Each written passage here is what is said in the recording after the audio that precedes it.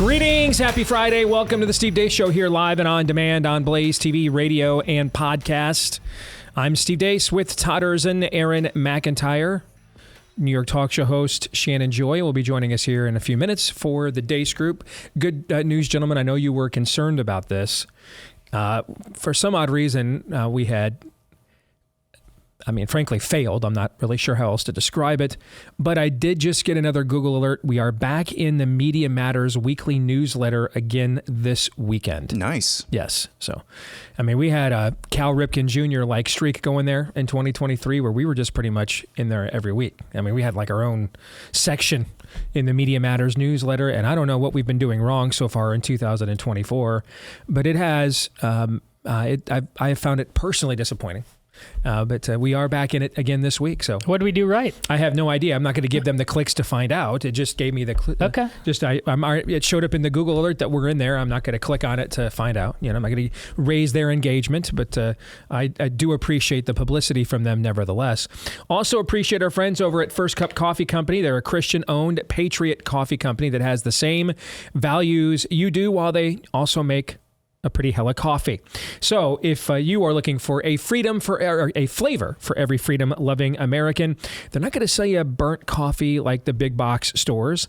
Instead, it's shipped within days of being roasted. In fact, the roast date is right there on each and every bag. Just go to firstcup.com and use code DACE and save an additional 10% on your order if you do that. Code DACE at firstcup.com. And that's to save 10%. And if you subscribe, you can save an additional 10% for the life of the subscription. Again, that's promo code DACE at firstcup.com. Promo code DACE at firstcup.com. Coming up next hour, we will get to Feedback Friday, but let us begin with the Deace Group.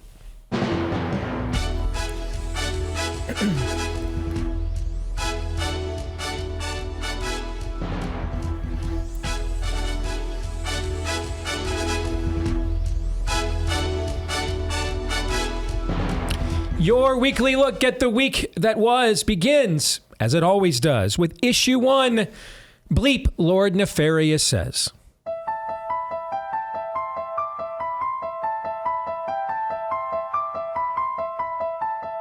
Here's your reminder that unless someone tells you their gender, you literally have no way of telling. And yes, that includes your own children. Of course, the infamous 50-year-old man who identifies as a 13-year-old girl. That allows Nicholas to swim with the teenage girls. Oh, and by the way, change and shower with them as well. Even though it's against World Aquatic rules, he should be competing in an other division, other as in transgender division. It's disgusting, but no, he is so entitled, he insists on swimming with real biological girls. We finally have a definitive answer to where Nicholas Sapita changes and showers. It is in the girls' dressing room. I saw it myself with my own eyes. Teachers think she's an angel. Her 2 little brothers disagree. She's a pastor's kid. She loves to acolyte and sing in the choir. She's also transgender. To me, being transgender just means being myself. It means being who God made me to be. It's not about how I act or what I wear. It's who I am. Many, maybe most legal systems are based on this idea, this belief in human rights. But human rights are just like heaven and like God. It's just a fictional story that we've invented and spread around. Just as jellyfish and woodpeckers and ostriches have no rights, Homo sapiens have no rights also. Take a human, cut him open, look inside, you find their blood, and you find the heart and lungs and kidneys, but you don't find there any rights. I think abortion should be unrestricted. And I think when somebody finds out in pregnancy, or how far along that they are when someone finds out, they should be able to get an abortion if they want to. And for some people, that is full term. If I can't get abortion training here, if I can't perform abortions in my career, I will not stay in Wisconsin. And a lot of my colleagues who are on the same track agree. What is the expertise that you have and other Moms for Liberty advocates have to decide that a book, an award-winning book like All Boys Aren't Blue, isn't appropriate for students to read? Hey, Governor Whitmer, how's it going? Hi, Professor Potato. I wanted to share some Yukon Gold news with you, my best bud. Don't mess with the women in America unless you want to get the benefit. It is used to make the brew beer in this refiner. Oh, Earth Rider, thanks for the Great Lakes. Could not have said it better myself. Let's get to the first question. Ladies first, and the guest always goes first. So, Shannon, what that you just saw most disgusted you and why? Well, all of it is bizarre and demonic, and you really wonder, about the times that we're living in right now, because it's all just so crazy. But I have to go with Yuval Harari. I think if anybody wants to understand the future they imagine and envision for human beings in the 21st century, he's, with the World Economic Forum and an advisor, a guru of sorts to people like Klaus Schwab. I recommend your audience read and watch everything you possibly can of Yuval Harari, because he lays out exactly the sentiment, the way that those who run things at the WEF, the way that they feel about humans. We are soulless. We are meaningless. We have no value or dignity. We are no better than cockroaches or a herb. We infest the planet. They look at us as human weeds, useless eaters, commodities.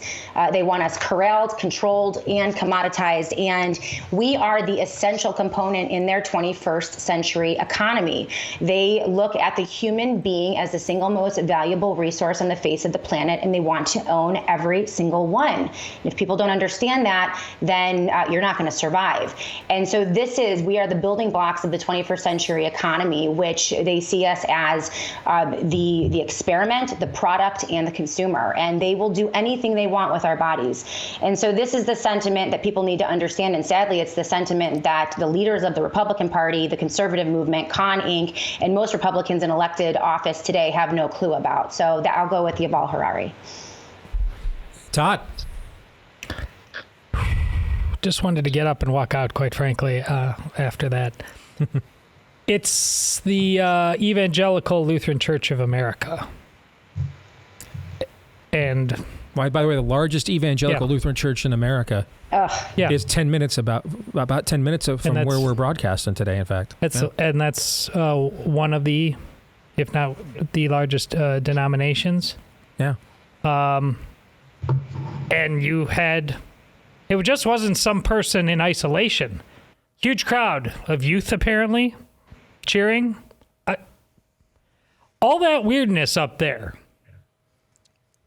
All of that weirdness is ultimately on the shoulders of the normies in your denomination du jour. Pick mine, pick whoever that react to that. It's not indifference. It's actually applause there. So the other side is going to win. We can complain about all the crazy all we want to. If that's Christianity, game over. Aaron. Shannon articulated everything I wanted to say about Yuval Noah Harari perfectly, and all of the reasons why you should study him. And she laid that out perfectly, except for one thing I will say. You heard him say that if you cut open a human being, you won't find any rights there. I just like to say, if Yuval Noah Harari tries to cut me open, I have two very good friends. They're named Smith and Wesson, and they will be quick to remind him that human beings do indeed have rights. So let's go to that chick in Wisconsin. I don't know about you, but I don't find the argument, if you don't let me murder full-term babies, I'm leaving the state. I don't find that a compelling argument. Her terms are acceptable. Yeah, I don't find that a compelling argument. So, bye, Felicia. A child who stands up at a religious assembly and says, God made me this way, and people applaud.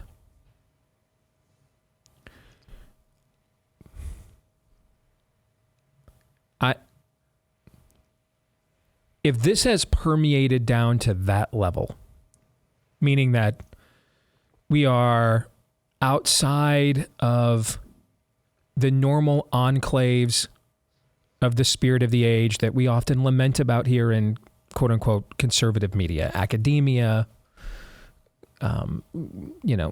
corporate media, right? Okay. If it is permeated down to this is now influential within major church denominations.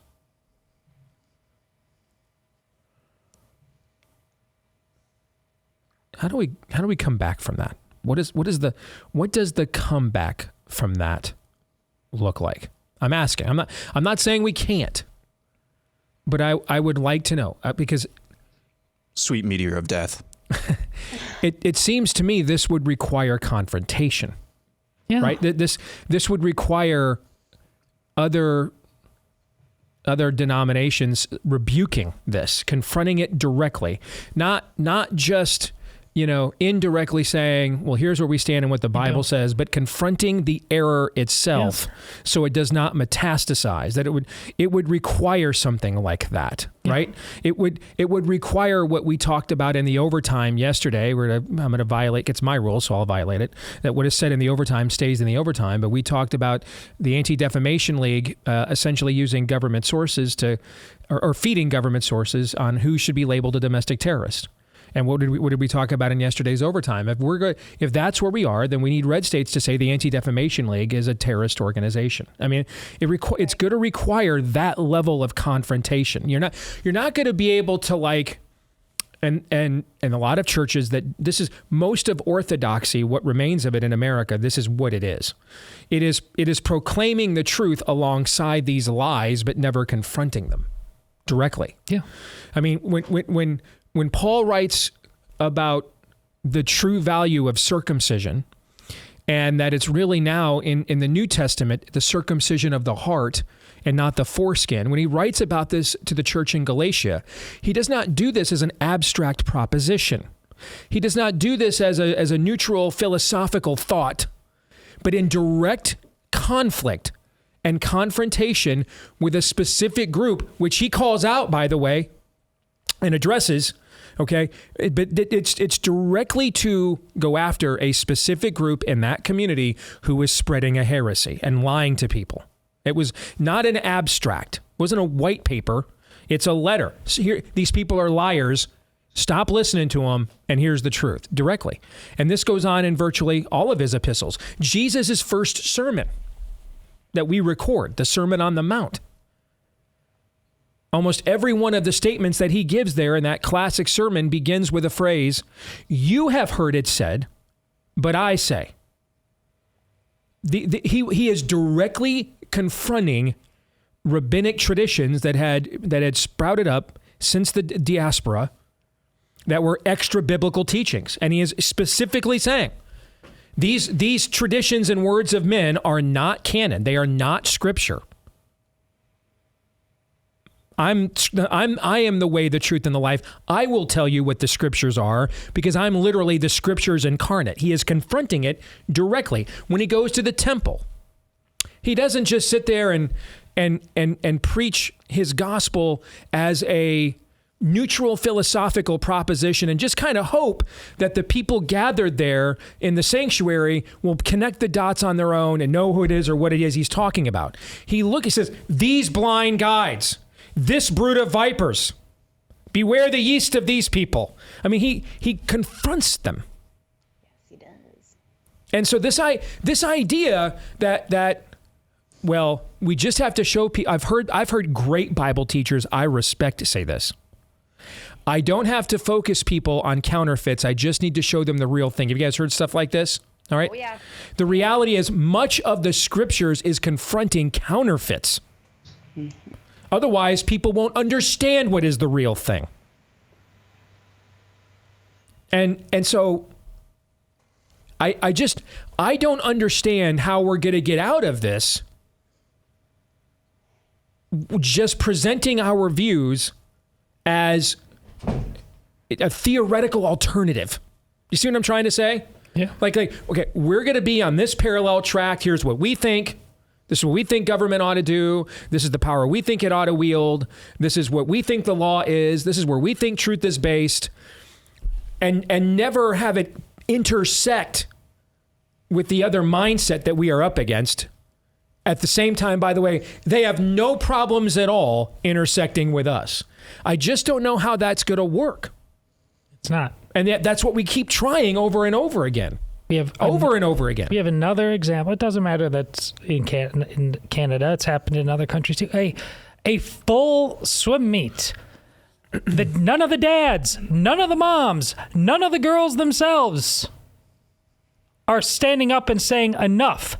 The 50-year-old man not only swam with him, but changed with him in the locker room, and nobody did anything. Yeah. So, no, there's no argument. It is full on. I know it's uncomfortable. I know it's not profitable. I have a successful career. How much more successful would it have been if I had not confronted certain things and people head on, for example? I read to you guys a letter yesterday. One of the largest Christian family radio shows in the country canceled my appearance to talk about Nefarious because it's too dark for them. Okay, I mean, I understand there is a cost to pay. I paid it personally. I can't tell you how many people that used to be guests in my home, just the minute my seeking of truth gets in the way of the outcome they want, I am a terrible person, when before I was their favorite friend.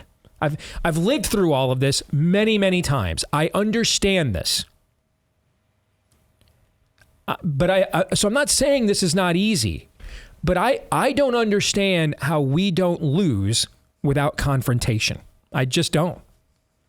Well, I think that there is, though. I mean, you saw what happened with Chloe Cole in Ohio. Recently, Governor DeWine vetoed the bill, that was protecting trans mutilation. They went back. They overrode his veto. That was a huge victory yesterday. So it's a process for sure. You're right. But it's direct confrontation. How did that happen? How did that happen? Like Riley Gaines, people like her from their platform, directly confronted them in real time while this was happening and said, this governor's bad.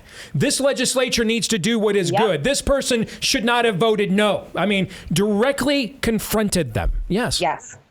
Righteous indignation. Exit question. On a scale of 1 to 10, with 1 being the odds, Speaker Mike Johnson will fight on literally anything, and 10 being the odds, Lindsey Graham would fight for Johnson. I'm sorry. I couldn't help myself. I couldn't help. I just had to. I couldn't help myself. I'm sorry. I'm a broken vessel here. I'm sorry. All right. Rank this week's level of total depravity, Aaron. 10. Todd. 10. Shannon. 10. Gosh. A Lindsey Graham joke was actually a palate cleanser after that. That's Good right. grief. Yeah. I also couldn't think of anything else, so I'm hanging by a string here, guys. All right. I'm spent. Issue 2. Is Texas finally tired of being messed with? It's now at least 25 governors, all Republicans, who've signed a joint letter of solidarity with Texas Governor Greg Abbott, supporting his attempts to buck the Biden administration's demands that he remove razor wire fencing and Texas National Guardsmen from certain areas on the U.S.-Mexico border. The now weeks-long standoff between the Texas state government and the feds culminated with a defiant statement from Abbott to the Biden administration, which read like a miniature Declaration of Independence. Texas had previously shirked a deadline given by the DOJ to remove its forces and let Border Patrol take control near Shelby Park in Eagle Pass, Texas. The Biden administration has now reportedly set a deadline of today for Texas to remove its forces. Texas Attorney General Ken Paxton told Fox News yesterday the state has no plans to comply with the administration's edicts. I think I support the governor. He's going to stand. I talked to him today for a little while, and we talked about this very issue, and I guarantee you he's going to stand strong. He'll keep putting razor wire up. We'll keep blocking the border. We'll keep doing everything that we need to do to protect our state, despite the fact that this Supreme Court ruling was so wrong and has such a detrimental effect on our state and our country. All right, first question, Todd, we go to you. All right, this is you've got some of your go-to lines. One of them is from the Hunt for Red October, so that's the opening question. Who blinks? I mean, if we're being honest, and it's not that I don't have hope, but I'm not sure I have faith on this front. it's probably the governor of Texas. His modus operandi, and Steve, you've pointed out this many times, is that he very much goes with where he perceives the wind blows. And so it often takes somebody casting too big of a shadow within some sphere that he cares about, that he feels like he's got to catch up. You've mentioned this in him in relation to DeSantis in the past and other issues. Here, it happens to do with his AG. His AG just won a huge and epic victory. He's kind of cult hero status in Texas, and he feels he has to keep up with that on some level. Now, the irony of all this is that some were worried that Paxton was the one on this falling behind because he didn't follow up the letter with the proper legal citations. And then there's been some follow-up that may, in fact, not be true, that he did go the way as far as people wanted to.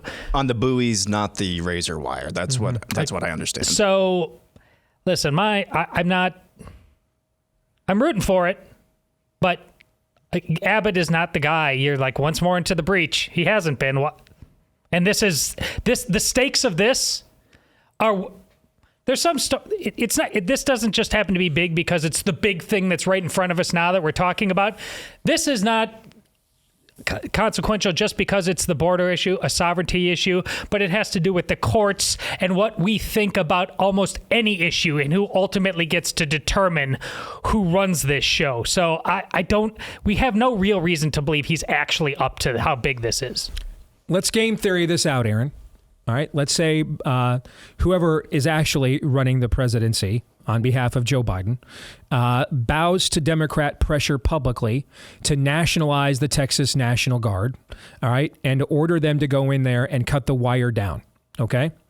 Does Greg Abbott, in your view, then send out the Texas Rangers, sheriffs, deputize locals? This is the question you have to ask. Yeah. I mean, does he blink, or does he say, no, we're gonna I see you, and I'm gonna raise you in a state of 30 million people, I've got my own enforcement mechanisms. What do you think happens in that possibility? So I think this entire story is a win. It's just a question of how big. It could be a relatively small win.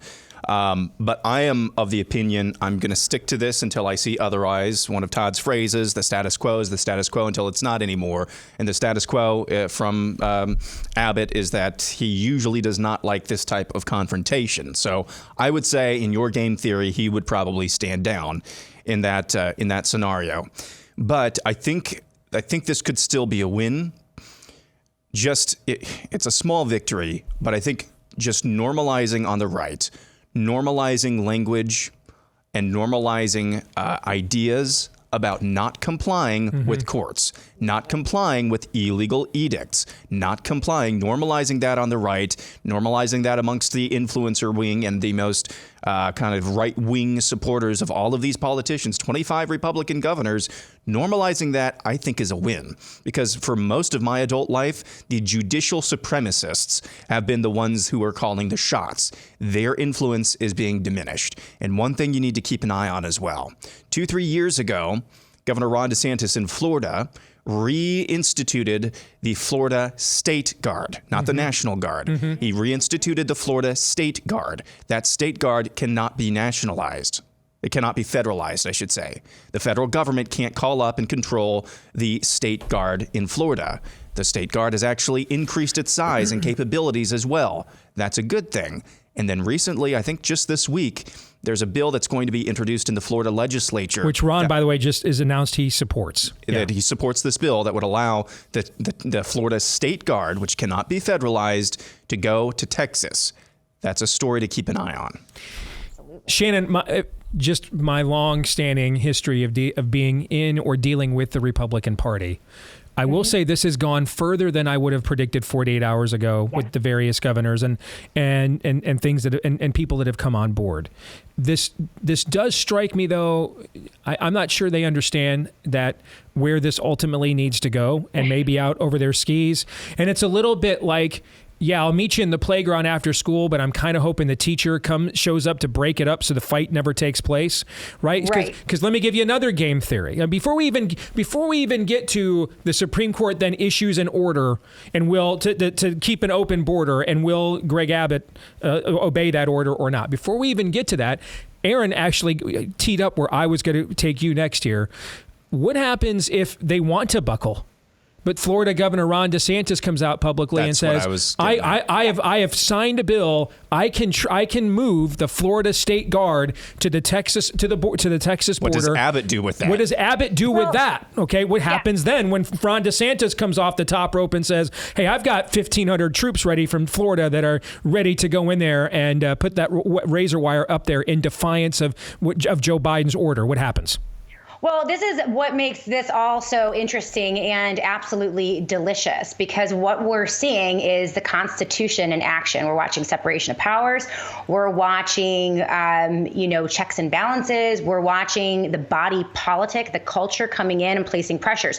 So the answer is, first and foremost, Governor Abbott doesn't want to do this. Governor Abbott never wanted to do this. So let's start there, okay? But he's kind of boxed himself in, because his strategy has been to ship these illegal immigrants into the interior of the country via planes, trains, and automobiles for the past 2 years. So they're dumping these immigrants into these blue cities, which I think, and they're in Portland and San Diego, New York City. And so that has the impact of placing the issue of immigration, which used to be an academic issue for liberals, right in their backyard, which I believe is changing the sentiment in the country about this.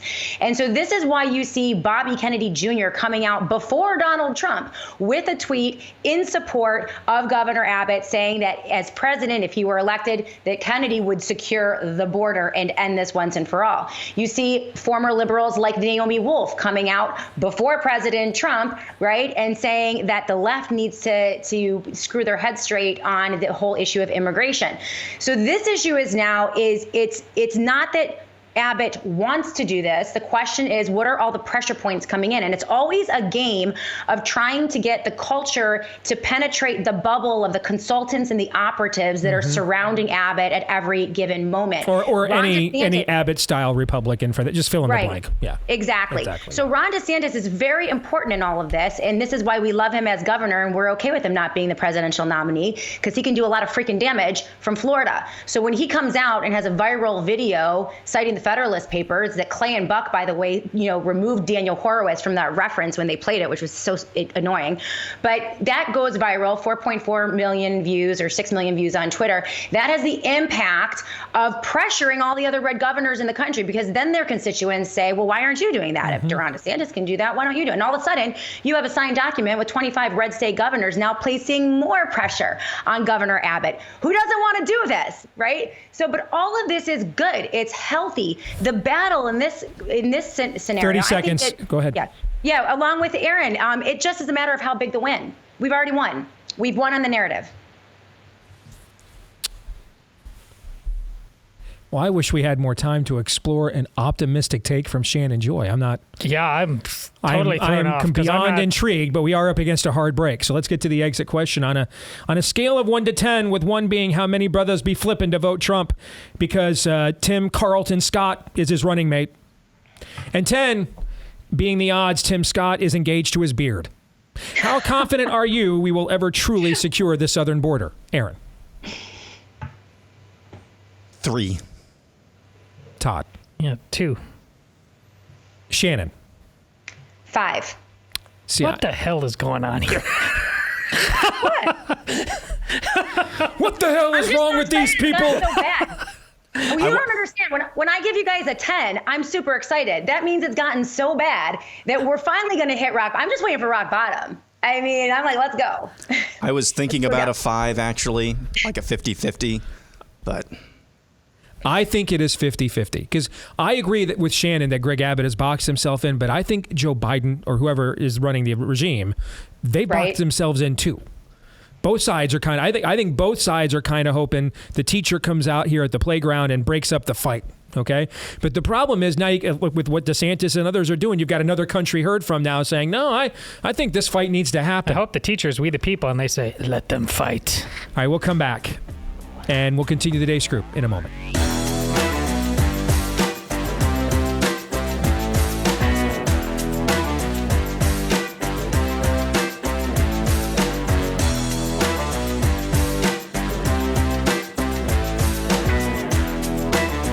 Last month, drug shortages hit a record high, causing severe disruptions in medical treatments. These can look like delays, treatment cancellations, maybe even the unfortunate rationing of vital medications. Even drugs as important as the antibiotic amoxicillin are in short supply right now, along with 294 others. Is that bad? Not good. Not good. This is why you want to contact our friends with Chase Medical. You need the Jace case. It's a personalized emergency kit that contains 5 essential antibiotics that treat the most common and deadly bacterial infections, and they're constantly working to expand the repertoire as well. They've even added ivermectin as an option in the Jace case. You can give it as a gift card for a family or loved one. You can customize it to your needs as well. This helps you to be empowered to take care of your health care yourself and your loved ones too. So get yours today. Use the promo code DACE at checkout for a discount. You won't regret it. DACE is the promo code at Jace Medical. DACE, the promo code at jacemedical.com. JASE, jacemedical.com. That's jacemedical.com. Also want to remind you that a week from tomorrow, Saturday, February 3rd, I will be speaking at the Freedom First event for Tennessee Stands in the Nashville area. If you want to get tickets to that, just go to TennesseeStands.org, Tennessee Stands with an S.org. And if you are in the Nashville area or you're in Tennessee and don't mind the drive, would love to see you there a week from Saturday, which is a great segue, by the way, to our next topic, issue 3. Is it safe to fly? Just days ago, the front nose wheel of a commercial passenger jet, a Boeing 757, came off of that plane and rolled down the runway at Atlanta's Hartsfield-Jackson International Airport just moments before that flight was scheduled to take off. Of course, the big news from earlier this month about that section of a Boeing 737's fuselage blowing off mid-flight on Alaska Airlines made the news as well, with subsequent reporting showing Boeing is concerned the loose bolts that caused that incident are present in many of its other aircraft as well. Boeing this week allegedly scrubbed its webpage on diversity, equity, and inclusion. And then you meet United Airlines CEO Scott Kirby. We have committed that 50% of the class of the classes will be women or people of color. Today, only 19% of our pilots at United Airlines are women or people of color. And by the way, from all the data I've seen, that's the highest of any airline in the country. And then you get to know United Airlines CEO Scott Kirby.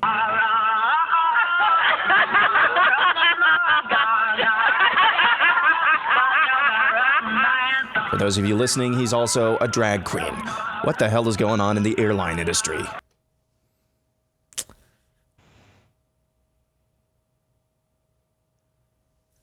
Yeah, that's Tennessee Stands in Nashville coming up on February 3rd. Might want to get your fill of the Deace Show next week. It might be the last will and testament of this program as I hop on a plane to go to Tennessee. You guys hesitant at all to get on a plane these days? Todd, I'll start with you. No, but not because I don't believe that there's real safety concerns that are laid out there. That is a microcosm about every place else in society. I mean, which place doesn't have the wheels coming off right now? Please give me the institution, starting with the church.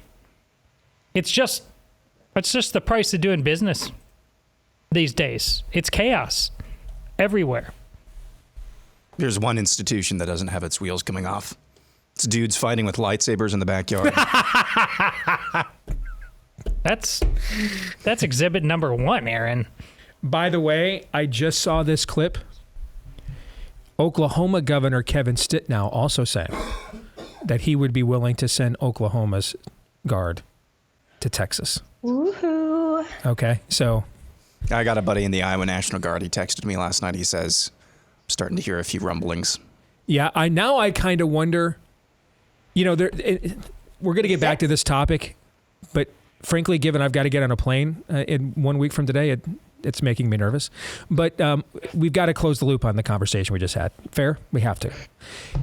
There's an old... back in the day in hockey, what they used to do is you only got fined in hockey for fighting if you were the second guy in. Okay, they were trying to stop like brawls, empty the benches, riots. Okay, so the fine was always the second guy in. And so in the old days of hockey, what teams would do is the backup goalie, if there was a fight and everybody wanted to get involved, they'd throw the backup goalie over the board first. Okay, so that he would get fined. Okay. Of course, the team would then split the fine and pay it. All right. And then once they threw the backup goalie in, because nobody cares if he got suspended, he barely plays, then the rest of the team was safe to come over the boards and get involved. Why do I think that analogy applies here? Are we watching a bunch of Republican governors now that are basically saying to Greg Abbott, better you than me? This kind of thing is long overdue. We're going to throw Greg Abbott over the boards. All right. Throwing Greg Abbott over the boards so that we can then all now get in.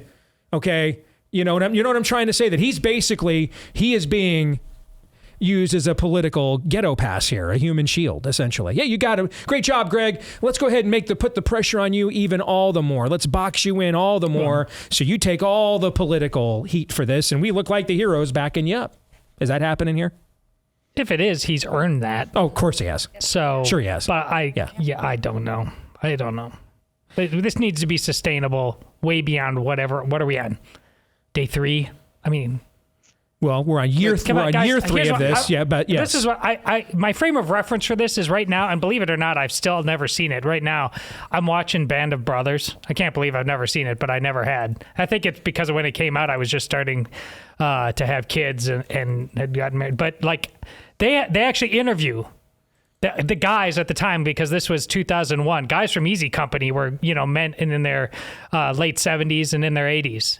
And then you watch the actual show. God, we can't sustain this board. We aren't those men. We have the honor when they talk about, I didn't want to let my fellow man down, the guy next to me. That's not who we are right now. That's not who we are in Texas. That's not who we are in Iowa. So yeah, I'm skeptical. Do you really think Biden's military is going to put up a fight? I mean, if it really does go down, yes. What would you put? I don't know. Do I think they could send the drag queens in to put on a show at the Texas border? Yeah. Shannon, I understand your instincts on that, but listen, there's the whole back the blue thing. Like they will obviously arrest you, Shannon. They'll go down and arrest the mom in the park. If they think like the blue and the military is just going to have, oh no, they're going to be vicious. Yes, I do think they will. That's why I'm skeptical of this whole thing in Texas. I think they will. Yeah. And I think Jesse Kelly, quite frankly, agrees with me. We don't have the game for this. Like a Ruby Ridge kind of thing, like a showdown kind of. I mean, I don't see that. I don't know. I think that this is pretty winnable, to be honest. And I think that the more people that come behind and around Abbott and continue to box him in, I can see Biden backing down on this. I love this whole conversation. Yeah. Stemmed out of wheels falling off of airplanes. Yes. Yes. So let's get back to that, because frankly, it's all about me, and I'm very concerned. Anybody thinking next Friday might be the last Steve Deace Show when I hop on that plane to head to Nashville next Friday night? I mean, you guys are good to go? Yeah. Have you guys had any conversations with Blaze management, about what happens if, we have some missing bolts on our flight next Friday, and whether you guys take over or they're going to move on? Aaron and I have had these conversations off air before. Bridges are going to collapse. Men have all kinds of obsessions that have nothing to do with traditional man stuff. So yeah, things are going to break, man, sooner or later. Yes.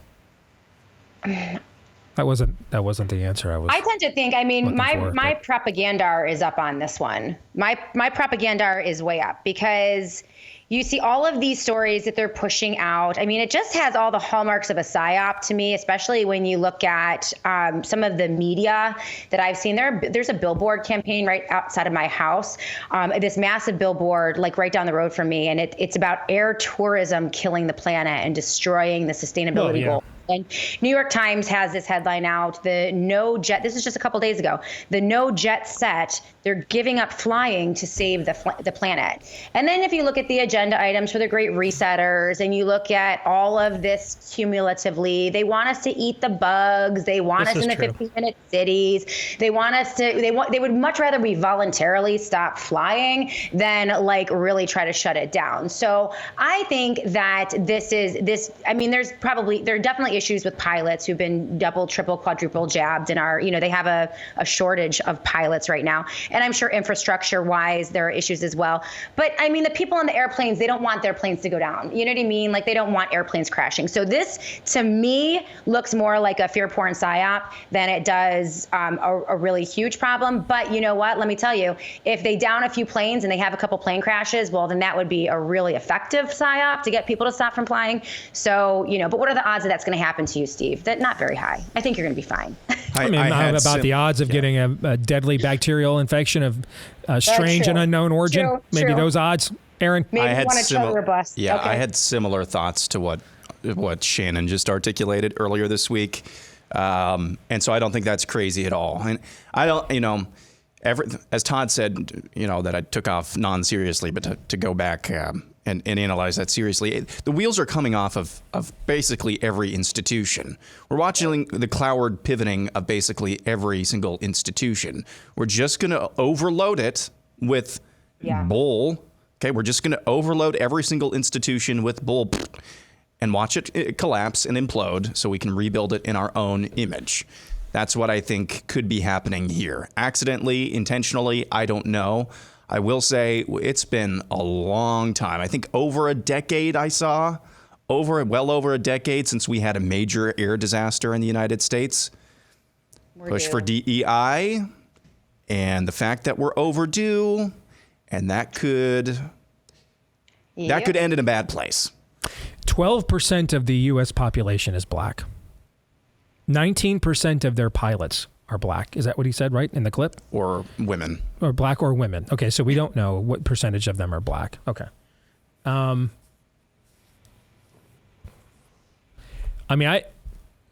Even if you just did math, how do you get to over 50%? Math is racist. If you just did math, where would all the other qualified people come from if you just did math? I don't know. How do you jump from 19 to 50? Yeah, it's insane. Where are all these qualified pilots coming from then? They don't want us flying.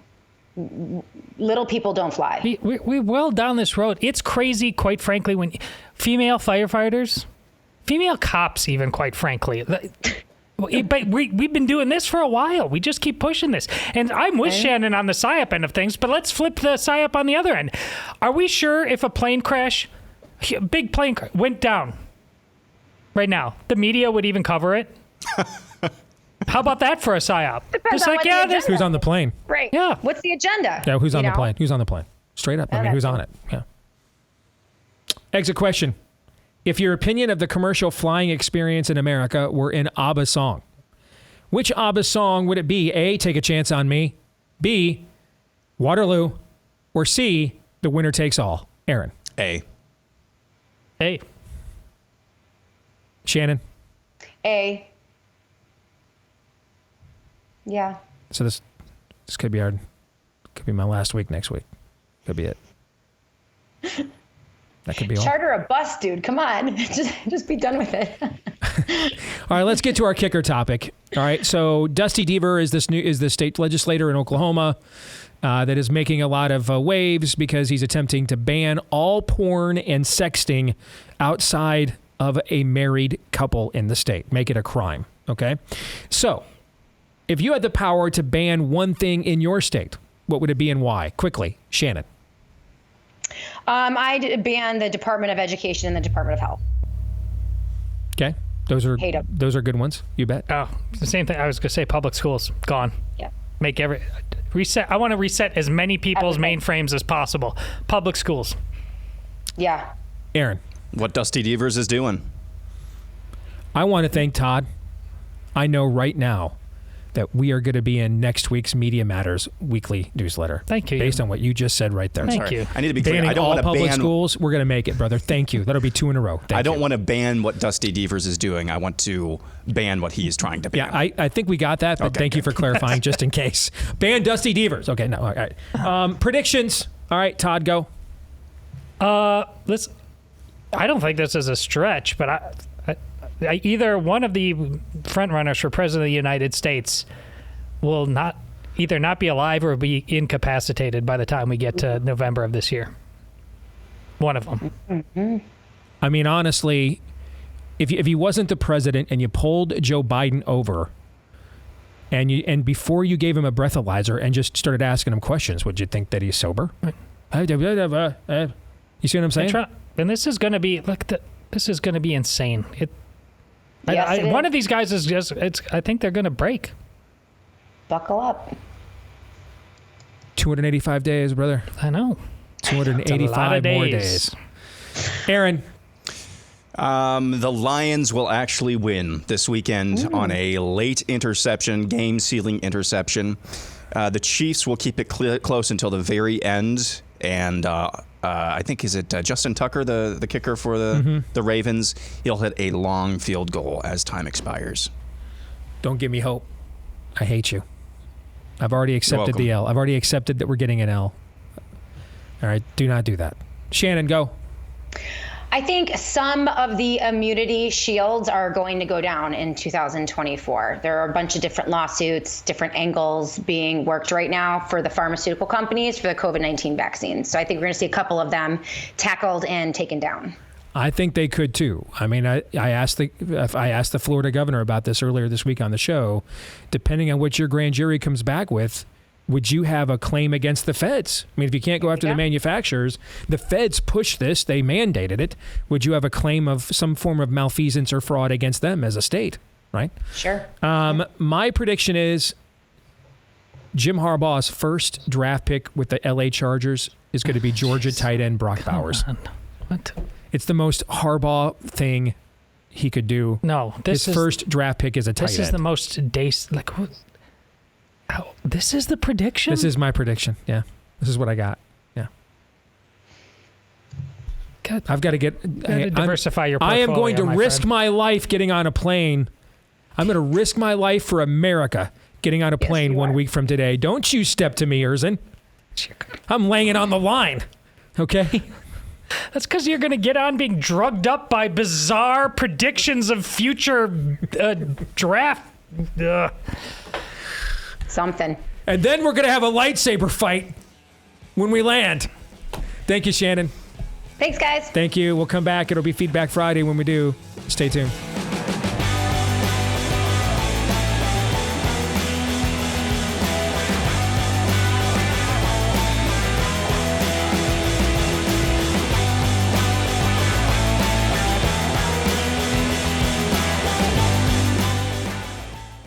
All right, back here with Hour 2, live and on demand on Blaze TV, radio, and podcast. Steve Deace here with Todd and Aaron McIntyre, and all of you, by the way.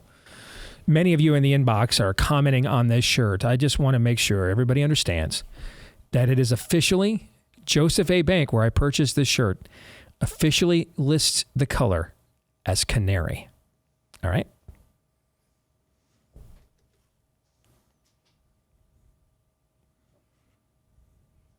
Isn't canary a version of yellow?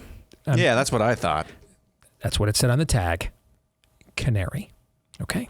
Joseph A. Bank. Canary. Canary was the color. Right. Our audience. That's just yellow. Amazing. That's yellow. No. Oh, no. You're right. Okay. Tailor But we're like, down, colored. Will we hold the line on sovereignty? Can airplanes stay in the sky? And you guys are like, is that a pink shirt? No, it's pink. And I dig that about you. Pink. It's pink. Is it? Yeah. Canary is pink? No, it's pink. The shirt that Steve is wearing is pink.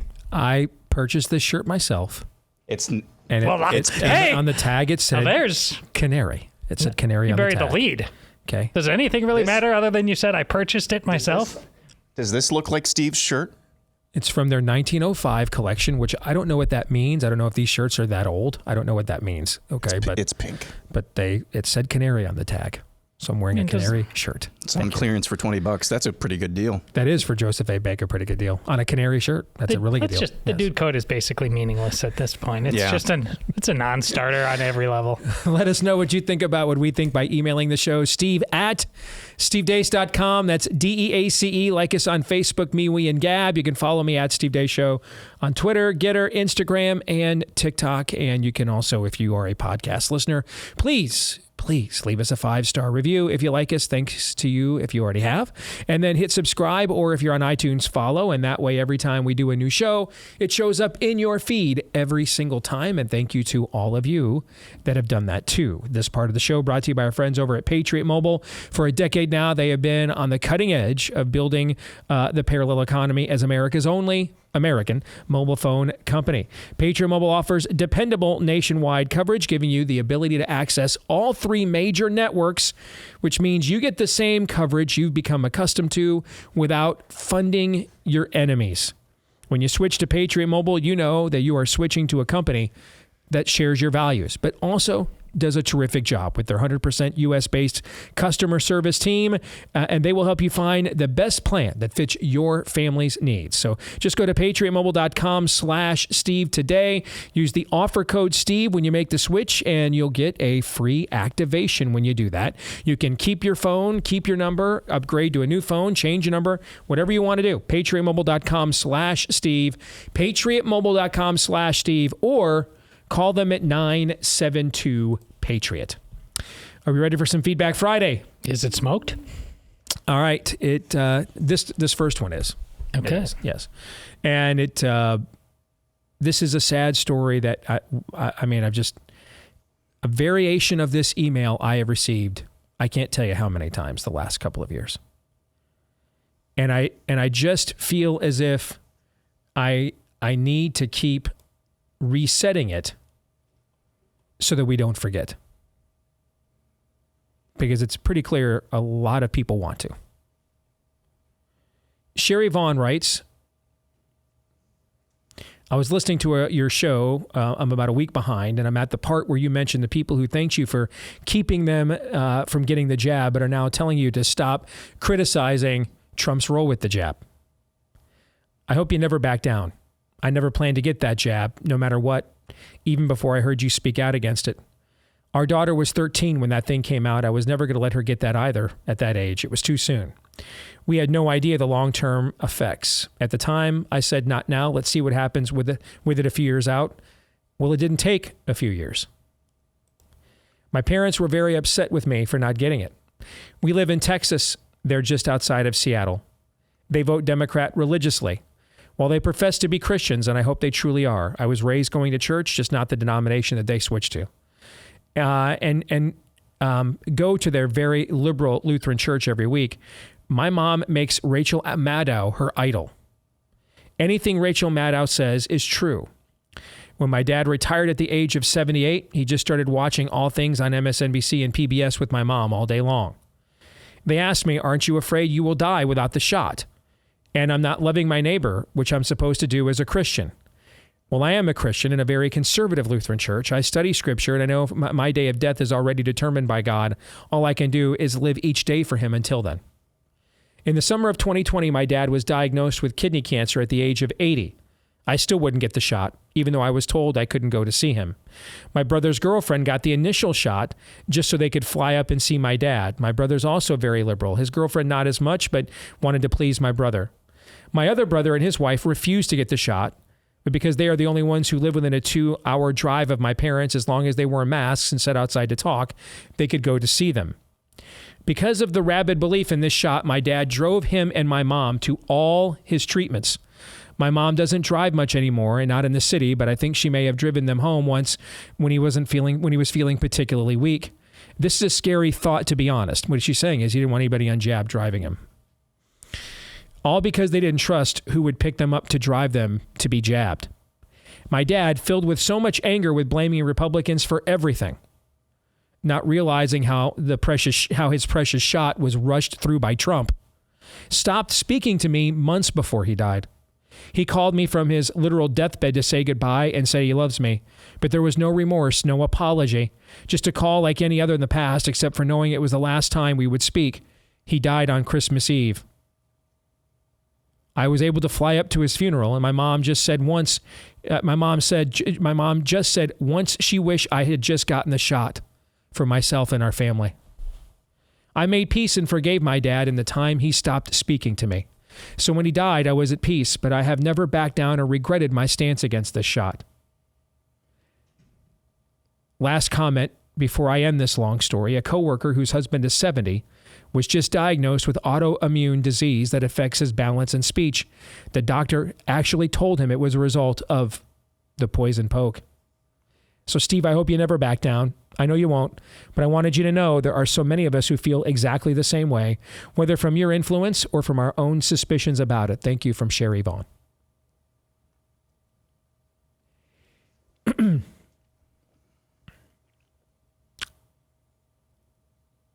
What Sherry's dad was dealing with is idolatry. Republicans are to blame for everything. Donald Trump is Hitler, but I cannot wait to take his experimental shot, made by evil corporations, of course, that are not accountable to me on any level whatsoever, and could literally put anything on the market they want as long as they buy off enough FDA commissioners and it gets approved. By the way, everything I just said is what people like Rachel Maddow, they said things like this all the time 20 years ago. They said things like this all the time 20 years ago. Try 4 years ago. Rachel Maddow and Kamala Harris were those Democrats who were saying, I'm not taking a jab from Donald Trump. I remember Kamala saying that in the VP debate with Mike Pence. I'm not taking a shot made by Donald Trump. No way. That they're just trying to rush through for the election. Yeah. These things, we talk about the whole Queers for Palestine thing, and have you tried being a queer in Palestine, right? Okay. You know why these things don't add up? It's because this isn't critical thinking. This is idolatry. It's cultic. It's a cult. It's an abandonment of critical thinking in order to identify with a larger group, or otherwise what's known as groupthink. It doesn't stand up to any level of scrutiny at all. Every argument is specious. Every point is fallacious. It cannot be, and if you give them power, it'll be felonious. I mean, it doesn't show up or hold up to any level of questioning or scrutiny or cross-examination at all. And they know this, which is why they don't permit any scrutiny or cross-examination at all. And instead say to things like to RFK Jr., science deniers don't deserve a conversation. Bigots don't have rights. It's all an attempt to avoid being questioned.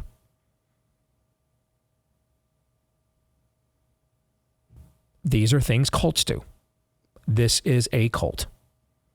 Flat out, it's a cult.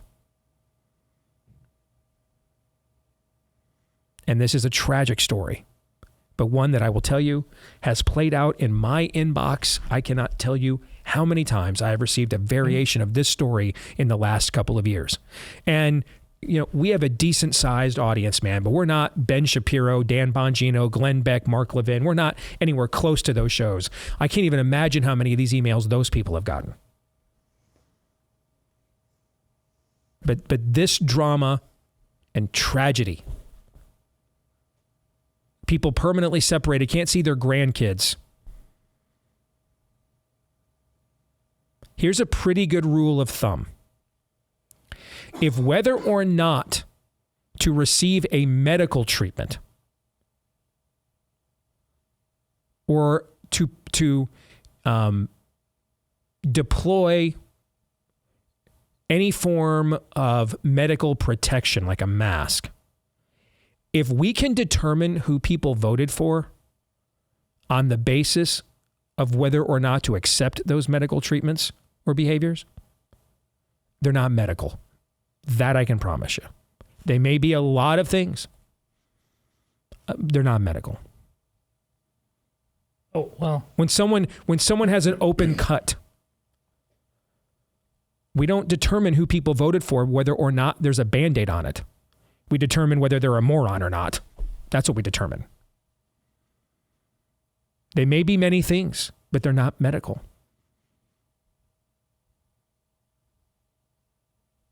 Were you going to say something, Todd? Go ahead. Well, your point notwithstanding, listen, this is the magical power of vaccines, and this is a snowball that's been gathering momentum for a long, long time.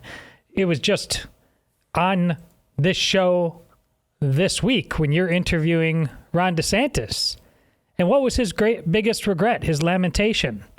That we're probably not going to get accountability on COVID. As much as we've learned. See, this is what, when Aaron used to watch, back whenever it was, what are we talking, Aaron? 2016, 2017, and he's seeing the hate I get for the rare time I would talk about vaccines. I mean, hate. Just flat out hate. This is what's behind it. Your idol is the biggest and shiniest of all. When you're saying this thing is so important, so important, so important, I take it, why won't you? But they don't feel protected by their idol, even, unless you take it. That's how bad it'd be one thing if they lorded it over you as dead man walking, I'm good. That's still an idol. But it's so all-consuming that they still provide this level of hate to the point of death with their own family members. And implicit in their argument is that their great idol doesn't even work unless you take it.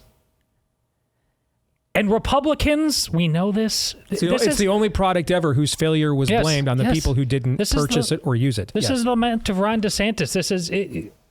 Republicans are obvious. For that to be true, what Ron DeSantis said, and I believe it is, Republicans are just as drunk on this idol as everybody else. I mean, listen, I shared a tweet yesterday where someone has in their bio Trump 2024 and then goes on to talk about how they were vaccine injured. I mean, this cuts every single possible way you could imagine. Okay. I get all the time on that stuff. The simultaneously only Trump can solve. He is our dear leader. And then they say, well, every single candidate would have fallen for what he fell for. They say that. I mean, proudly. They're like, no one would have seen tiptoe through the raindrops on that. Well, we were March 2020 right here on this show. 3 guys in a room saying, hey, slow down. Weak leadership breeds chaos. Strong leadership breeds order.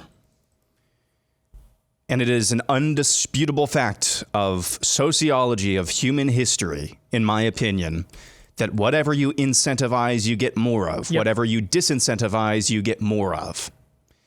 And when weak leadership breeds chaos, that incentivizes chaotic, stinking thinking. This is at a macro level, what we're witnessing here with every area of the spirit of the age cult. A lot of stinking thinking, a lot of cult-like thinking. And it's because of weak leadership everywhere. And people who know better rewarding that weak leadership by continuing to put them in positions of power. I'm looking at us more than anything, more than looking at them. I'm looking at us. We repeatedly, and I'm talking about whatever is not left of America, whatever's to the right of David French in America, we continually reward weak leadership. Mm-hmm. And that breeds chaos. And chaos incentivizes cults. Dar says real men wear pink shirts. I wouldn't know, Dar. I do know that real men wear canary shirts. That's not canary. Thank you, Dar. Ben writes, my eyes see pink, but the tag says canary. My eyes see dude with balls in a swimsuit, but the tag says prolific female swimmer who is bold and brave. Your shirt is perfect for the times. Just own it. I think he did by reading that one. Yes, yes. Steve Coronado in California says DEI's letters should be DIE. Yep. Just switch it to diversity, inclusion, and equity. That's the whole point. Yeah. I mean, that does seem to be the case. Just wanted to let you know that in my town of Rapid City, South Dakota, there's going to be a drag queen story hour on Sunday at 2 p.m. This is Rapid City, South Dakota, folks. Been there. While my husband and I do not have any social media accounts, I heard about this as a poster for it was hung in a daycare in town. Poster in a daycare in Rapid City, South Dakota for this. I'm not sure if you remember, but a while back, a listener of yours said that he and a bunch of other men stopped one of these events. Oh, I remember. This is one of my favorite moments of last year. They stopped these events by happening to fill all the seats so none of the moms and kids could attend. I mean, I thought that was one of the most badass things that I heard all of last year. I decided to compile a list of 20 churches and asked everyone in my homeschool co-op to email these churches about getting their men to join my husband and fill the seats at this event as well. While I've only heard back from 2 churches, we already have enough men, I believe, to attend the event and protest outside of it at least. Thank you guys for everything you do. While I'm saddened only 2 churches so far have joined the fight, it's better than none. You guys have given me the strength over the years to fight back, in particular with COVID. I never wore a mask, and I certainly wouldn't get the jab. I was, especially after my first daughter was born, stillborn with the this is a shot I don't know, TDAP, or maybe that's a typo. Do you know what that shot is, Todd? Tdap, yeah. Okay, all right, that's the new one. DTAP, you mean? Yeah. D's first? Yes. Okay, all right. I was one of those moms who ripped the barriers down back in VA where we lived at the time to take my daughter to the playground almost every day. I did it so often that the kids in my military housing development started doing it too. Your shows encouraged me to become better at standing up and fighting back. South Dakota is not the place I thought it was when I moved here. But I am resolved to do whatever I can in my community to make it better and not have it turn into one of the many blue states I was forced to live in while my husband was in the Navy. That's from Katrina Nesbitt. Good girl. Yep. You know, like one of the this reminds me of one of the biggest disappointments of COVID and this transgender stuff is we just never hear stories of police chiefs and sheriffs who go in with all the back to blue stuff. Like if they won't do anything.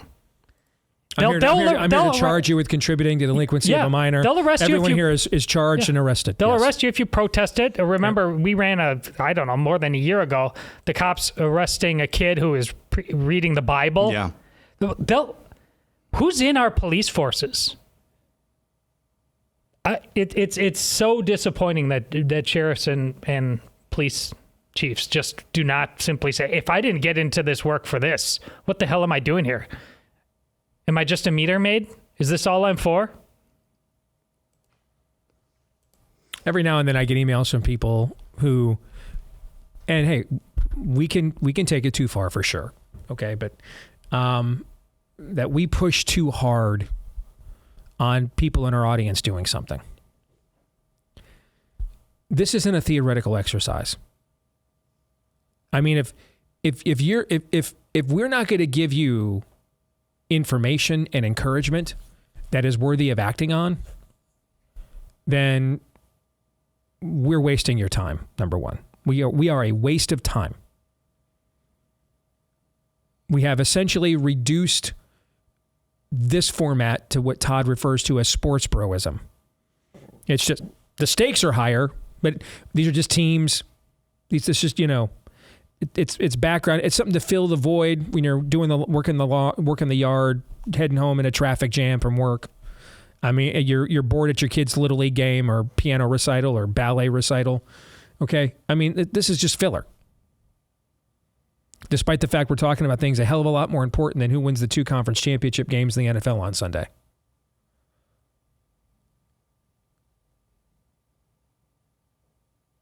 On the other hand of this,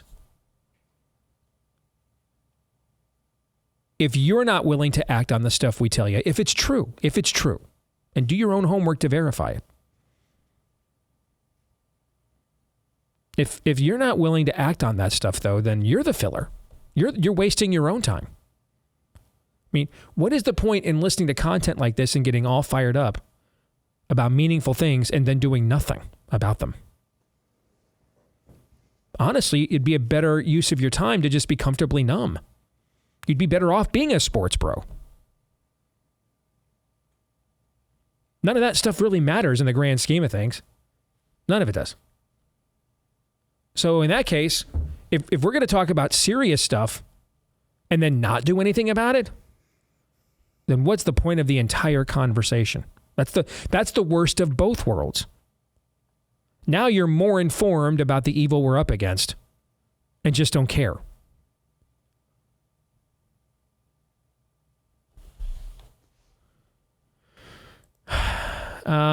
Let's go next here. We got time? Oh, yeah, we got time. Brian Hampton in Virginia says, all right, let me set this up. We have talked about the turnout has been so terrible for Republicans in off-year and special elections all of last year. There was one in Florida this year. They did win one in New Hampshire, but it was primary night when a bunch more people voted in the Republican primary than the Democrat one. So we've been talking about that. There's Gallup's party ID is saying that Republicans and Democrats, and that's one of the most reliable metrics historically, Republicans and Democrats are simultaneously approaching their all-time record low for party identification in the Gallup poll. They're both tied at 27%. They're each like 1 point off of their all-time low. It's just usually when this has happened in the past, one has done it at the expense of the other. In this case, this is happening to both of them. We are tied for the most Americans ever identifying as independents. This poll is a 33-year-old metric. Gallup's been doing this since 1990. The highest ever amount of independents was 43% of Americans in 2014. That's the number it is right now in 2024, 43%. And so where's the energy? We talked about this all last year looking at on the ground in Iowa. 14% of Iowa Republicans. Remember I was talking about this is a really low turnout event, guys. Even if we have good turnout, 26% of Iowa, 14% of Iowa Republicans voted. 14. 20,000 fewer Republicans voted in the New Hampshire presidential primary than voted in 2016. Brian Hampton in Virginia has a theory as to what has happened to GOP turnout. The Republican Party has done so little and lied to the base primary voters so often that I believe a large portion of us are just tired of it. And as much as it pains to not vote or hardly support it, how many times do we have ourselves to be tricked and lied to? And most of the time, it's just literally right in our face. I get frustrated when people say if you don't vote or support so-and-so to save America, that it's your fault. Yet, if I point out my frustration with the party or that candidate because they never do what they say and or just lie anyway, then what is the point? They get mad that way. I am tired of the supposed lesser of two evils as the only reason to vote Republican. The Republican Party in the state of Virginia, even when they had this surprising victory last year, still blew it last week. And I know as well I'm sitting here that when Glenn Youngkin's term is up, there will be a Democrat that will win that election next. It's a bad combination when the people and the politicians are both the problem. Well, in a republic, they have to both be the problem because that's where the power for the politicians to become elected derives from, government by the consent of the governed. But thoughts on Brian's theory that what's truly driving down GOP turnout is it's just betrayed now too many people. And then how that lines up with the Gallup poll showing only 27% of Americans now identify as Republicans. I think there's some of that there. And the one part I totally agree with is not voting is a vote with the right motives. I mean, I get. If you're just looking at nothing, you just garbage options, not voting is a reasonable decision. But I don't think it's a bunch of principled people that are not showing up here and just saying I've been disappointed too much, because the people very much show when they're not saying something like that. They love the show. They're addicted to the show. You push them a little further on principles and what they're willing to do, and that just doesn't go very far. It's more apathetic. It's about apathy. It's more about distraction. It's more about cowardice. And a lot of these people do truly believe that, well, I'm not a leftist, but anything resembling true conservatism to them looks like I don't want to live in the medieval ages. We're just not, again, I just watch Band of Brothers. We're just a totally different cut of people. We are obsessed with our comfort and our entertainment and being validated. This isn't the no way. Don't look around you at everything else and tell me that this is just a for you maybe. I'm fine with you. But broadly, the ones who didn't show up are the principled ones. We had a good choice. He was right there. Nobody took him. This Ron DeSantis was in this race.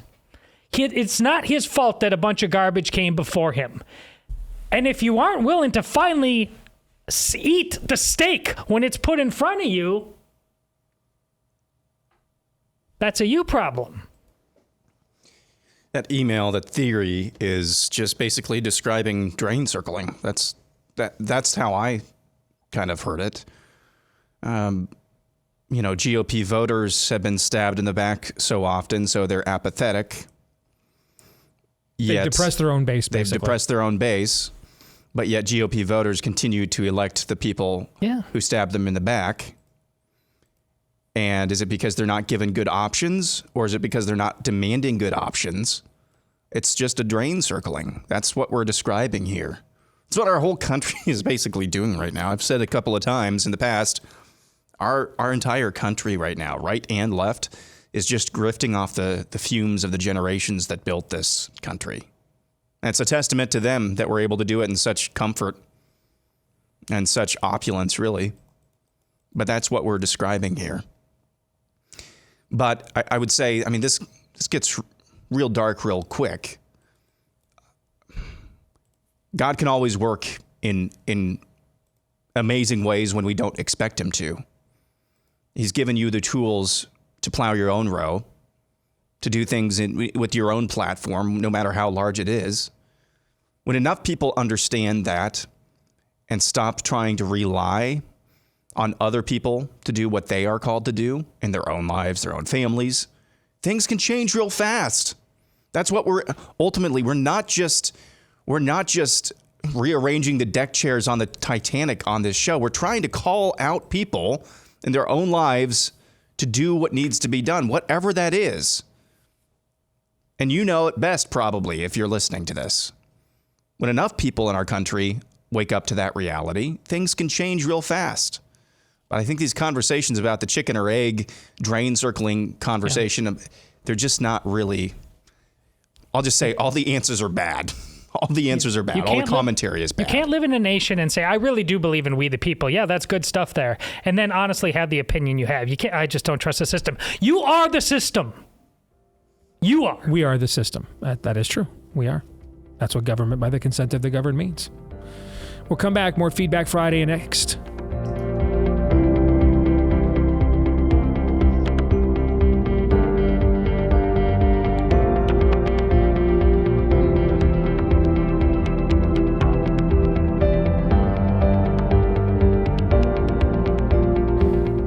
We've got a special treat for you folks, a wine so rare it sells out practically every time it is released. It's Bonner Private Wine's Sunai Elagico.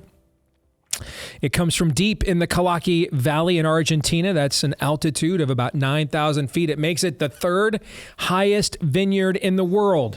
Why does that matter? Well, it preserves its natural taste, no fining, no filtration, highly rated at 91 points. Boasting a staggering 10 times more resveratrol and 93% less sugar than the red wines you buy in grocery stores. If you want to know why you care about resveratrol, you can do that research on your own. Bonner Private Wines, a sole importer of this amazing Malbec. If you want to get a bottle of this exclusive wine, you can do so by visiting bonnerprivatewines.com/Steve and become a member of their exclusive private wine partnership, the Bonner Private Wine Partnership, at bonnerprivatewines.com/Steve. But act fast. This one always sells out quickly. And also, if you visit bonnerprivatewines.com/Steve, you'll get 50% off other wines there and free shipping. Bonner Private Wines, BONNER. bonnerprivatewines.com/Steve. Let's continue on with some Feedback Friday. As I take a Marco Rubio break there. Gene Mayo says, I'm a huge fan of the show, have been since the early days of COVID in the summer of 2020. I appreciate all you guys do on many fronts. I just got home from literally a week in the ICU in Oak Ridge, Tennessee. I was in pretty bad shape when they admitted me, gasping for air, etc. I was diagnosed with COVID-related cardiomyopathy, among numerous other things. I have no idea what my 6 days of intensive care will cost. I'm on Medicare, but I'm thinking it'll be a pretty penny. I doubt this is even feasible. But I think Anthony Fauci should be responsible for my and others' exorbitant hospital bills. I know nothing about the law and class action type lawsuits, but has anyone else considered something like that? I know this is probably not possible, but honestly, I think it is right that I should be brought to the point of financial ruin while he gets off scot-free. I was going to propose an idea, but go ahead. I, of course, agree with you when you say, shouldn't we make Anthony Fauci pay? I mean, talk to me. Let's expand our horizons on what he should pay for. I've got creative ways. Yes. After a fair trial, of course. But this isn't a uniquely COVID issue. I mean, we've, again, in our desire for comfort and to be taken care of and to treat doctors as the experts and beyond that, our priests, we the people are responsible for this system overall. This is what we want. There is all kinds of, at least prima facie evidence that our national health bureaucracy had a hand in the creation of this virus. Yes. Could you go after a class action lawsuit in that regard? Who was the head of the NIAID? Or NIAID? Anthony Fauci. Who was the head of the NIH, which was the overseer of that branch of the bureaucracy, Francis Collins. Could you do that? Could you say, hey, based on the prima facie, and is there enough prima facie evidence there? I'm not an attorney, I don't know, but is there enough prima facie evidence there that in the right court, like maybe file it in one of these federal courts that forced Anthony Fauci to give a deposition, for example, the one that just forced CDC to provide even the text notes from its vSafe program instead of the stuff that they're redacting or censoring, so we don't see. You know what I'm saying? Oh, yeah. Go to a federal jurisdiction that has at least shown there's at least somebody on the bench willing to explore these issues. You're going to find people who have been impacted thusly to this everywhere because it was so systemic, and file your lawsuit against Fauci and Collins there. I love it. It sounds awesome, but let me respond to you by asking you a question that this guy I know talks about all the time. Steve, are we a nation of laws? No. What are we? We are a nation of political will. Yeah. You say that. That's right. Yeah. The political will for this. This is, again, back to Ron DeSantis, his greatest lament. We got absolutely raped by COVID, and not the actual disease, by every other part of it, and people just want to move on. Yes, all that thing. If Steve was in charge, if Steve was king for a day, but most people took the jab. Most people think it saved their lives. Even the ones who know they got hurt by it still vote. I don't know what to tell you, folks. I'm so glad we talk about idolatry all the time, but the magical power of vaccines, I've been telling you for a long time. People love it. And they love this healthcare system that makes them sicker. We're so far down the hole on this. Ethan writes, regarding the enthusiasm gap for GOP voters, one of the things I've been struggling with is an utter hatred for the GOP as an institution. To the point where I question... Struggling? I don't struggle. To the point where I question wanting anybody good to be the nominee, because I worried it would necromance an evil and disgusting party that needs and deserves a horrible, painful death. That might account for some of the apathy in my generation. Every time I examine it, there's no benefit to voting R. I think that's going too far. Okay. But I can't say it's not trending that way. Okay. Even in the miraculous event where the candidate is worthwhile, they'll just get mass-eater roid, ignored by leadership while the chattering class provides air cover for their false flag. That last part's largely true. Yeah. Certainly this is true at the DC level. Certainly it is. I mean, the minimal amount of Democrat policy we are stopping with this weak and emasculated GOP majority, I could actually argue that politically we'd be better off if they weren't there and more people were forced to suffer under what Democrats truly want to do. That we are anesthetizing them. You see what I'm saying? That there's enough of a weak spot there that they'll keep doing continuing resolutions and things of that nature so that an acceptable amount of this evil sustains itself rather than forcing the people. I mean, go back to last hour. Why did Shannon Joy express she was the optimistic person on our panel for the exact first time ever? Because in her mind, we're the closest we've ever been to actually hitting rock bottom and maybe a willingness for people, therefore, to finally do something about this stuff, right? Well, if we're not going to offer real resistance to what Democrats do, but allow them to maintain the current baseline of evil and therefore normalize that to the American people, we're better off, in my view, having Democrats in charge. I mean, if you've ever had someone in your family that is a substance abuser or has made a terrible detour in their life and lifestyle, you know, making it safe or seem safe and manageable for them to stay in that place is the most self-destructive thing you could ever do. They've got to be taken out of it. And so if we're not going to offer real resistance, and the Republican Congress isn't real resistance, at least not yet, in my view, we'd be better off with Democrats just mainlining this stuff and making people suffer more. Then they'd be more inclined to do something about it. See, this is we can't have the magic R in reverse as the antidote to the other magic R. See, this I don't get. It's keep asking theoretical questions about being disappointed and things like that. What are you going to do though when you're actually provided an alternative? Do you not think there was one? You actually had Trump versus DeSantis in Iowa.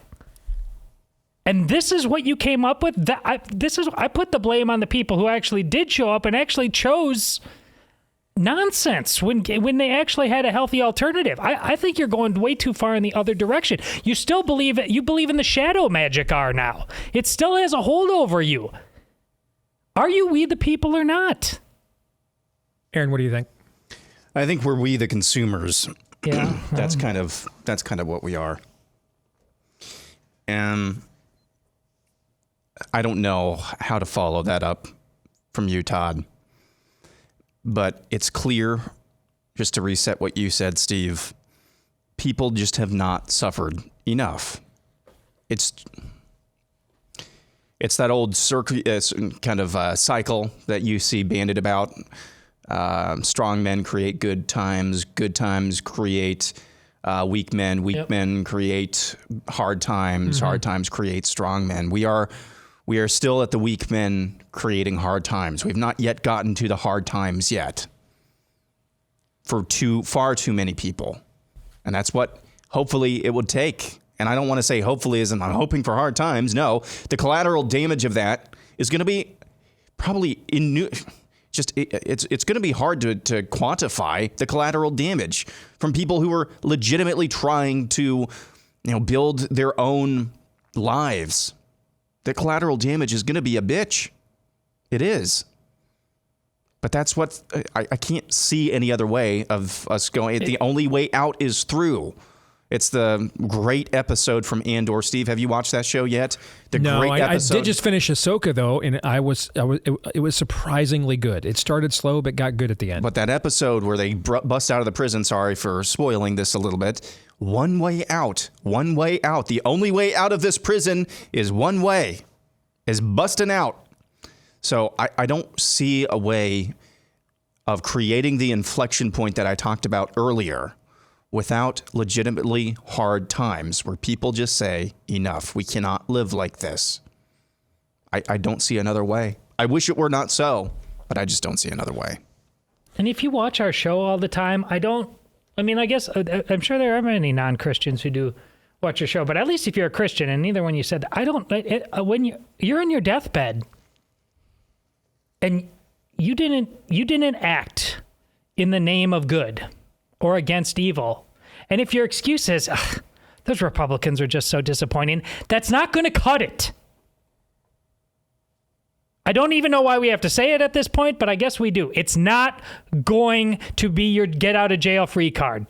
There are just far too many people. You know those reality television shows about, my 600-pound life, something like that? Yeah. These reality TV shows showing the lives of the morbidly obese and their journey from being somewhat in shape to being completely unable to move without assistance. And they just get saturated with fat, and they can't move because they've consumed themselves into this existence. That's what I think far too many people are with the truth. Nailed it, Aaron. We consume it, but we're not doing anything with it. I'm channeling, I invoked this a few days ago. I'm channeling one Francis Chan in a book that my wife and I are reading right now. And he makes that point that I just made. There are too many Christians who know the truth, consume it on a lot of places like this, read it in a lot of places like this, and don't do anything. And the result is they are morbidly obese, practically speaking, in terms of what to do with that truth. We could look at, and I'm pointing at me when I say we could look at all the betrayals of Republicans the other way. We could look at it as this is God exposing our own idolatry and passivity, showing us that this was never the model, and never the outsourcing of all of this was never the model, right? And was never sustainable, and allowing us to experience this betrayal in the hope it would motivate us to, going back to our mission statement for the year, to exercise our dominion. Yes. I mean, that we are we the people. And this is still really about what we think, not who you are. That's another way of looking at it. Real quick, as I get this question a ton. Recently, this is from Scott. My wife and I found out that she's pregnant. We're expecting our first child in August. Congrats. I've been highly skeptical of the child vaccine schedule for a number of years, and recent events have put me just at about a complete anti-vax status. My wife is also skeptical, particularly just given the sheer numbers, yet she's not probably to the same point I am. We both agree we need to decide beforehand which we're going to allow and which ones we aren't. Do you guys have any sources or any things of that nature that you would suggest for us? I mean, I'm not the expert on this nearly one way or the other. I'm just never been as invested as Todd is. As I've said before, my wife and I determined with our 3 kids, there were just way too many just on number. So our 3 kids were given the same vaccine schedule that was pretty common when we were children growing up, and nothing more than that. Where would you direct people to go if they want to get a broader like Children's Health Defense, somebody like that? They're good about. They go to the Highwire website because they've got a ton of links, and they've been fighting. That's Del Bigtree's outfit. They've been fighting at this as hard and long as anybody. But along with the actual medical stuff, ask yourself fundamentally, what are you scared of? Yeah, if you want a little more help than that as well, since we're going through this currently, and we'll go through it again. There's a book that we referred to. I don't know if you've heard of this, Todd, The Vaccine Friendly Plan by Drs. Paul Thomas and Dr. Jennifer Margulis. That's some helpful information there. And then crucially, find a functional medicine doctor for the new baby that takes pediatric individuals, kids, babies. By the way, I just saw this from Pedro Gonzalez. Do you guys know where Greg Abbott is at right now? India. He's in India. Do you know why he's there? I didn't know he was there, or why. Yeah, he's in India, and he's there in India because he is promoting H-1B visas. These are worker visas where immigrants basically come and legally take jobs away from Americans. Legally do it. See, what?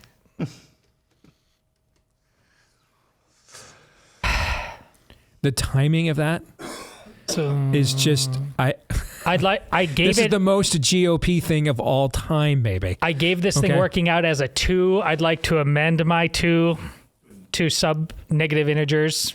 Well, the political realities of this, of him being boxed in by his contemporaries, his peers, that's all still very true. I mean, but he's not Sam Houston. Well, I think that's been demonstrated as very true. Yes. Is Texas media, like local news there, are they covering this? I'm wondering, because I haven't seen much about this dispute in mainstream media nationally. That's a good question. I don't know that it's come. I mean, there's been a lot of Democrat commentator and political outcry demanding that Biden federalize the National Guard. So clearly it is permeated their their bubble to some degree, for sure. It's going to be fascinating to watch how this plays out next week. Have a great weekend. We are back on Monday, noon to 2 Eastern, right after Glenn Beck, right here on Blaze TV. Until then, John 3:17.